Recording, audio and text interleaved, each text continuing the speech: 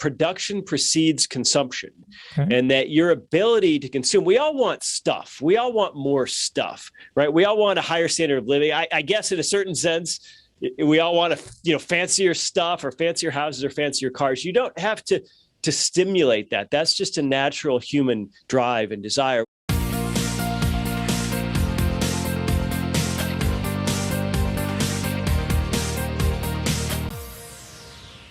It's my pleasure to welcome Jeff Deist. He is with the Mises Institute, and we've had many Mises people on over the years. We've discussed a lot of their fantastic content, and it's a great honor to have him. Jeff, welcome. How are you? Jason, I am fantastic. How are you? Good. It's good to have you. So there is no shortage of news nowadays in terms of the economy, in terms of government intervention, interference with the economy. We are living in interesting times for sure. Maybe we'll start off, Jeff, by I'll just ask you, what are you talking and thinking about and writing about at Mises nowadays? Well, there's a lot of parallels in my mind anyway between the 2007-2008 crash we all experienced and what's happening right now.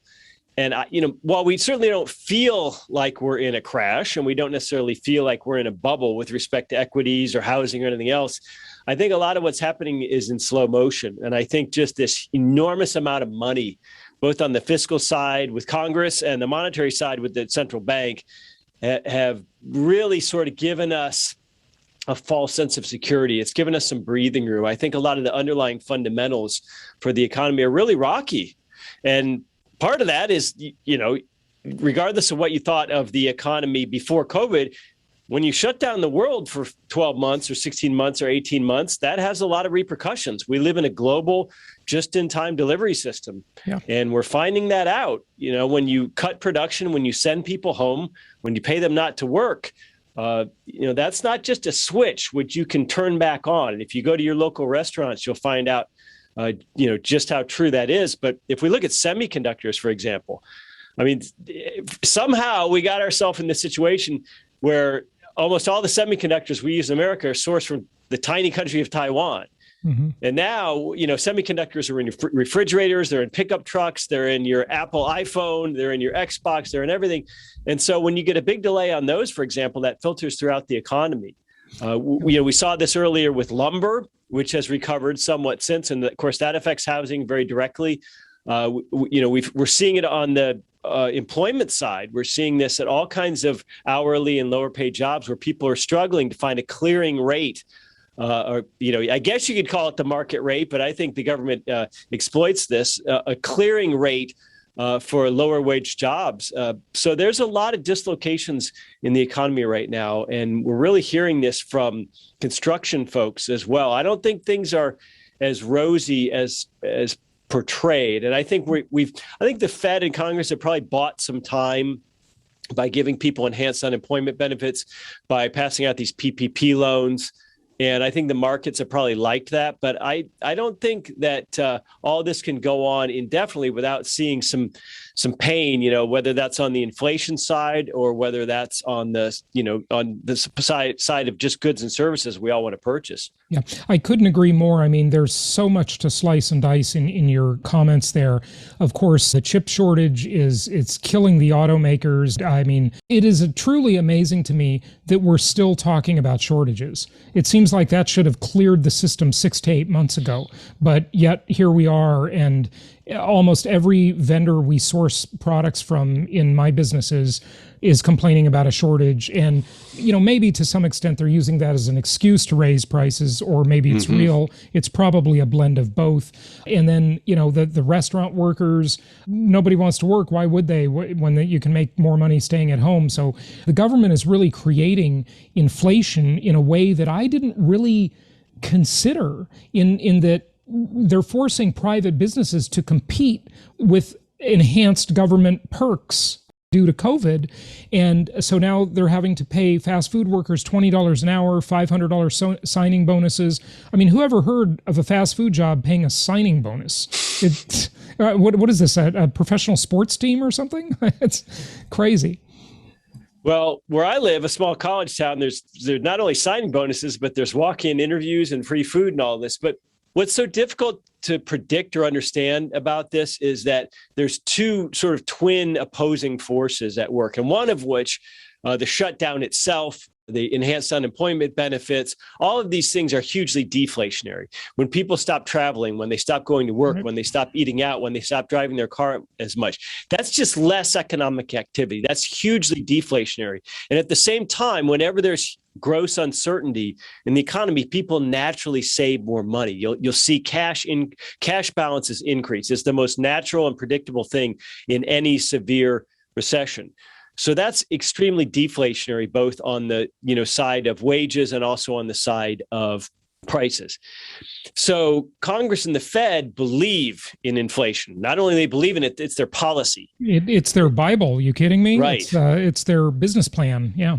So everything they do is to incur and encourage inflation. So we used to say 2% every year was healthy. Well, now the Fed is saying, hey, we just want an average of 2% over many, many years. It's okay because inflation's been so low to have 4% for a while. And of course, from my perspective, this is absolute madness. Yeah.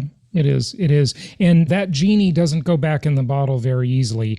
And they have kicked the can down the road pretty successfully, I'd say. I mean, success in their definition of success, not mine or yours.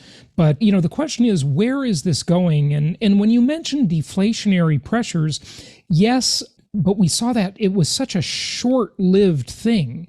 The supply-demand shock that occurred after the lockdowns lifted is just so enhanced. I don't know what the word is, probably a better word than that. But, airfare is not cheap, yet air travel has plummeted, right? So they've pulled back and now there are shortages. So it's kind of it's a sort of a no man's land to some extent. Well, I think that the economy could work this out if we let it. Yeah, I think that's the most important lesson. The airlines can adjust. They've cut flights. That accounts for why airplanes are so crowded, because they've cut certain routes. So there's one flight a day instead of 5 or something like that. But at the end of the day, what the economy needs is stuff. When we talk about economics, we're talking about stuff. How do we get stuff, the goods and services we want? And hopefully, how do we get that stuff cheaper over the years through deflation and technology and through productivity? Some companies make money, they pour that money into more productive ways to bring us goods and services. So that's what we ought to be thinking about, is stuff. But instead, we're thinking about money. It doesn't matter how much money or credit you pump into economy. That doesn't create new Ford F150s by magic. That just creates more money. So I think we're looking at this the wrong way fundamentally. Yeah. So expand on that if you would. I mean, yes, there are more currency units in the system. They do chase the limited supply of goods and services. We're certainly seeing that in real estate. No, I mean, it's just been crazy for my real estate business. And, we are seeing that in some consumer products with the shortages. But where does that all lead? I mean, are we looking at a very, very inflationary future?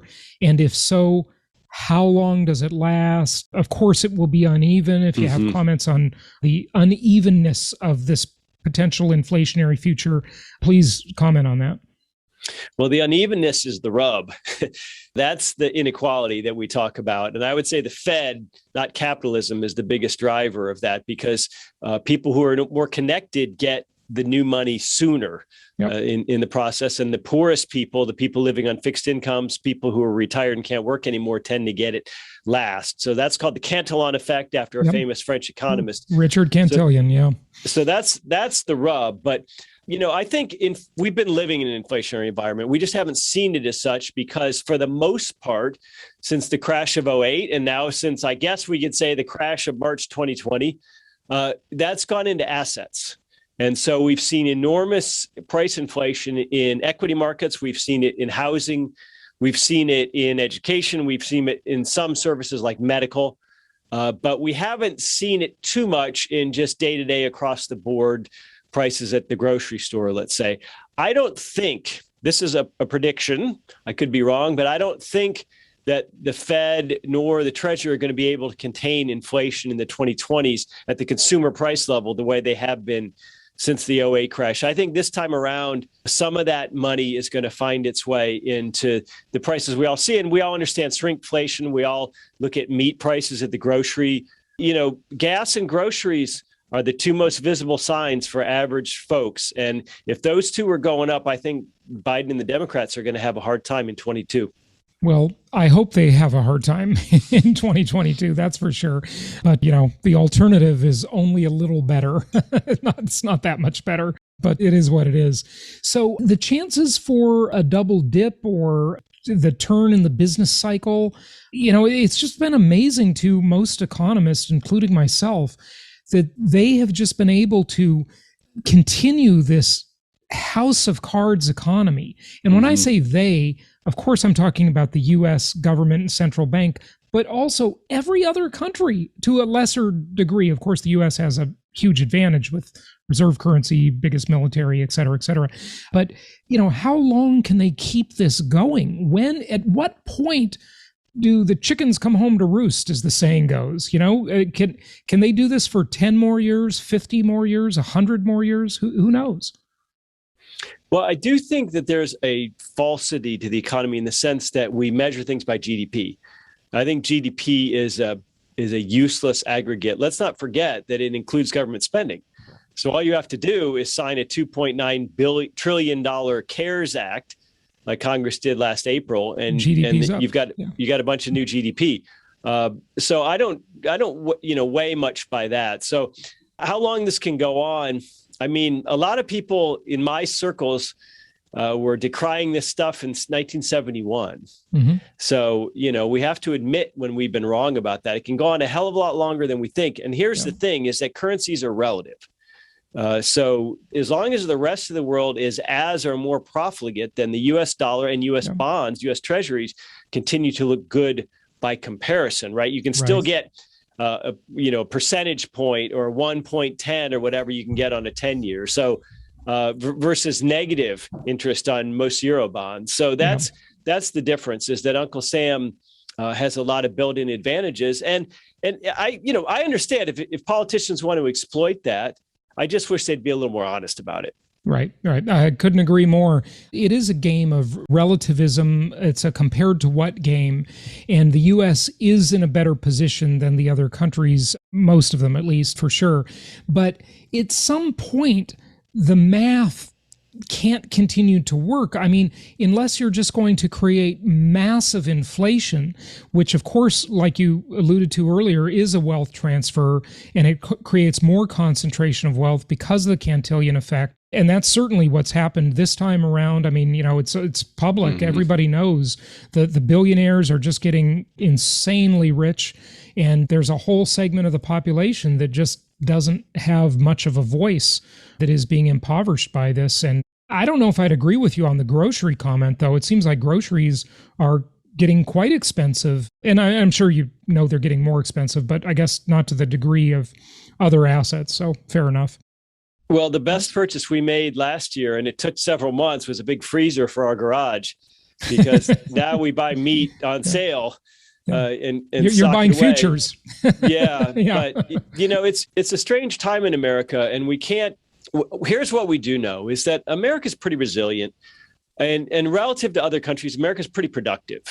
So what we need to do is just simply get back to basics and get back to normal and get past this COVID nonsense, and hopefully get government off our backs a little bit without any huge income tax increases by the Biden administration. But short of that, I think we're in kind of a dark period, and the only way out of it is deflationary pressures, and that's both on the through the economic side of things, but also through technology. That's the natural order of things. That's why a DVD player cost $500 in 1990, and now they're $40 at Walmart. So not that anyone wants a DVD player, but the point is that slowly lowering prices are actually a symptom and a signal and a sign of a healthy world. So this 2% inflation business is just absolutely crazy. It's morally corrupt.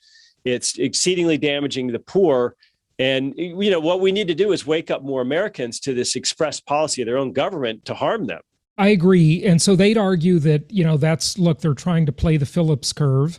And so they're trying to match that up. And they would also argue that, look, the population, now it's not always growing, but overall the population grows. So you can have inflation relative to population or relative to GDP growth, which I know it's manipulated. I know the stats are BS. I get it. And feel free to offer some insights on the GDP stats. We haven't gone into that too much. We've done unemployment and, of course, inflation is so manipulated. That's what they would argue, right? That 2% target is okay. And, of course, Powell abandoned that several months ago. But does their argument hold any water? Well, it does if you believe, as I think most economists who are under about 40 years of age, or maybe even 50 years of age, if you believe that an economy is based on consumption, then yes, it makes perfect sense. Because, this was Keynes's revolution, and you have to give him credit. It's been an enduring one since the 30s, which is basically that the way you get an economy productive and healthy is to stimulate buying. And the way you stimulate buying is by making money and credit more widely available. And that's the answer to everything. Now, I would say modern Keynesians have actually gone farther than he would. He understood that there was a limit on all this. We have MMTers today, modern monetary theorists. I was going to ask you about MMT. In the same camp. But, I think when your worldview is that consumption, somehow magically produces production rather than the other way around, it absolutely makes sense. I just think that's an upside down worldview. So what is the right side up worldview? Just to make sure our listeners catch that, I want to hear. Well, it's very simple, that production precedes consumption, and that your ability to consume, we all want stuff. We all want more stuff, right? We all want a higher standard of living. I guess in a certain sense, we all want fancier stuff or fancier houses or fancier cars. You don't have to stimulate that. That's just a natural human drive and desire. What you have to produce, though, is an economy that's productive enough that gives people the actual means to satisfy this desire for better stuff. And you do that by being productive. And it's your own productivity, which gives you an income or ownership or a salary that makes you able to go out and be a consumer in the first place. Or hopefully it's your own productivity, not a welfare check. This is the whole point of Say's law, Jean-Baptiste Say. We're bringing up a lot of French economists today for some reason. Yeah. But, this is the insight of his law, which is that, we've got this backwards. So we have to look at what makes an economy more productive. When we look at GDP, when we look at unemployment, when we look at all these sort of false metrics, we lose sight of, what really drives the economy. And what really drives it is when an iPhone goes from, a big clunky thing at $1,000 to a small streamlined thing at $300. That's what drives the economy is better and higher productivity. And so it seems to me that so much of what government and central banks do is designed to thwart this. Yeah. You're right. And what's scary about the example of technology, and, Jeff, I look at it as basically this war on whether or not we will have inflation, deflation, disinflation, stagflation, whatever, right? Mostly inflation, deflation are the debate. On one side, we have fiscal policy and central bank monetary policy. And on the other side, we have technology being deflationary in a positive way, then government and central bank being inflationary because they're so irresponsible. But who will win that battle? I guess nobody really knows yet. It does seem like technology continues to amaze us, and there are so many incredible things on the frontier. And you might say, well, there's no limit to technology, but gosh, there's no limit to money printing either. So, yeah, isn't that something? Maybe that's the story of the 20th century in the West, is that technology managed to outpace the state. No matter what it did, no matter what depredations it attempted, technology was always moving faster. And if you look at where prices are falling, where things are becoming more affordable for average people, where once luxury items like air conditioning and televisions and a second car are now widely available, they're all in the most private of private sector markets, where if you look at where prices are rising, where things are become unaffordable, they're in education, they're in insurance, they are in healthcare, they're in all the areas where government's most involved. That's a fantastic point. On the technology side of that debate, sadly, they will hedonically index all that technology. And essentially, they're telling us citizens, we're not entitled to progress, right? The CPI is entitled to the progress. In other words, making it look lower than it really is. But yeah, the healthcare and the tuition expenses are insane. It is just beyond the beyond. It really is. How much longer can we have these low rates? It's toxic for older people. I mean, they depend on higher interest rates so they can get a return without, going way up the risk curve. They have to become speculators to earn any return on their money anymore, which is just dangerous. It's irresponsible. That's so right. That was always the conventional wisdom. As you got older, you got out of equities. Right now, we have little old ladies forced into buying Bitcoin altcoins or a Tesla or whatever. And you shouldn't have to chase yields when you're older. You should be able to live off your savings. I mean, first and foremost, this is the natural state of things, is positive rates of interest. But I think that they're going to keep them low basically forever, or at least until there's some sort of nasty economic shock, for the simple reason that if the Fed funds rate, for example, the average interest being paid on treasuries right now, and that's short-term, long-term, all the treasuries out there is just 1.5%. If that rose to just historical averages, let's say it tripled to 4.5% or 5%, then the single biggest item in the federal budget would be debt service. That would be over $1 trillion. So every year when Congress got out their pencils and started writing up a budget, number one would be more than $1 trillion for interest on the national debt. That would be more than defense, Social Security, Medicare, all these other huge programs. So I think for that reason alone, there's this symbiotic relationship between the Fed and Congress, which is, going to attempt, they can't always do it. Yeah, I think we're going to see some naturally upward pressure on bond rates, but I think that they will attempt to keep interest rates very, very low for as long as we might be alive. Wow, that's amazing. For that long, huh? Incredible. And the question becomes, what do we do when we hit the next crisis and they have no ability to lower rates anymore? How do we get through it next time, right? Well, I think the next step is and some central banks already do this, Japan, Switzerland, but the next step is for the Fed to buy equities. Yeah. Janet Yellen's alluded to this. It's sort of like dropping an outrageous trial balloon so that the fallback position seems a little more reasonable. Well, we just, we're not really going to do that. Right. But I think they are really going to do that next time around.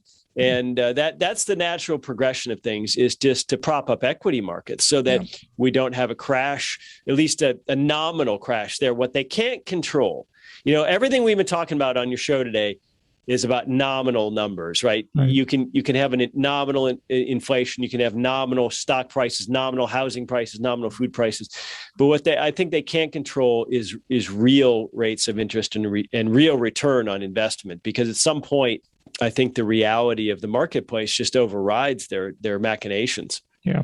Yeah, it really does. And that would be so scary if the Fed really became like the biggest stock market investor. And talk about socialism for the rich. They'll just pick all the winners and losers. Oh, we like your company, we don't like your company. I mean, can you imagine? Wow. That's a scary world. There are a million ways that the Fed could prop up the housing market by buying REITs, by buying, bonds, which own a lot of rental real estate. And of course, we now know the private equity funds and a lot of other players are snapping up rental real estate. I'm quite concerned about this fall because we literally have winter coming. Not in Palm Beach necessarily, but even in Palm Beach. Economic winter, we could have that here, though. And so, when you get rid of this rent moratorium, there's going to be an enormous backlog of evictions. And wow, that is really something to consider. And I certainly know some small landlords.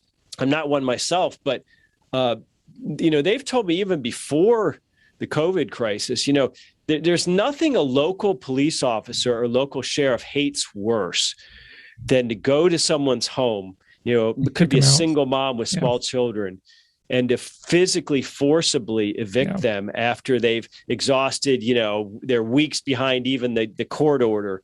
That's a hell of a thing. And we've accustomed a bunch of people, to get used to not paying rent for a long time now. And I don't know what this looks like when this starts to unwind. Well, I agree with you that that's a sad picture you paint about the specific individuals, but overall, I mean, the market has to clear, right? Yes. We have to have people reallocate to homes they can actually afford, right? That they cannot live in houses they can't afford. And the same thing happened during the Great Recession with the foreclosure crisis. They kept putting it off. And, in my opinion, what they should have done is just let the market take care of it. Yes, it would have been like ripping off a Band-Aid, would have been painful, but it would have healed really quickly. And the same is true with the eviction moratorium issue, as tough as it is. And, frankly, a lot of people just been working the system. They can afford those houses. They just haven't been paying because they're just taking advantage of it. It's a mixed thing. And obviously, the government getting involved in all this stuff creates all these distortions. And, your group does a fantastic job of writing about this and teaching people about these things and how important they are. As you close up, give us your website and, just tell our listeners and viewers about any resources you have to offer that can teach people out there in the world, in the marketplace, how this stuff really works and how important it is to understand it. Well, anybody who's interested in economics, I encourage them to go to Mises.org. There's, a lifetime's worth of reading there, articles, videos, speeches, books, free books, ebooks, PDFs, but there's also via our Twitter and Facebook streams, there's, for people who just maybe want to consume a little more of a light touch, more of a media source to keep abreast of economics, but maybe they don't want to consume it every day or something like that. I mean, that's what we're trying to be. We're trying to be an alternative school where people can absorb as much or as little economics as they care to. And right now, we need alternative institutions, I think, more than ever, because I'm not sure the American people are really buying it. If you ever get a chance, look at the Fed's Twitter feed and look at the responses. It's starting to feel like the emperor has no clothes. Yeah. Any specific, what are you talking about? College tuition there, or just in general on the Fed's Twitter feed?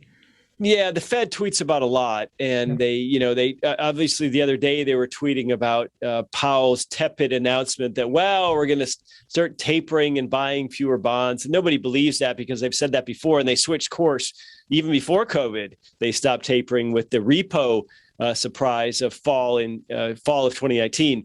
So it's just interesting to me that officialdom gets so much pushback, and there's so much distrust of these sort of technocratic people. And to be fair, that you can be really brilliant and really well-meaning, and you can still be dead wrong. Yeah, and that's sort of the sense that we're getting with these, these Wharton graduates who populate the central banks of the world. Yeah, good points. So is it Mises.org? Mises.org. You can follow me on Twitter at Jeff Deist, all one word. Excellent. Well, Jeff, thank you so much for being with us today. We really appreciate having you, and let's all keep the faith, but spread the word, because people, once they understand this and they get it, they'll act and vote accordingly. So it's just good to have groups like Mises out there doing this work. Thank you, Jason.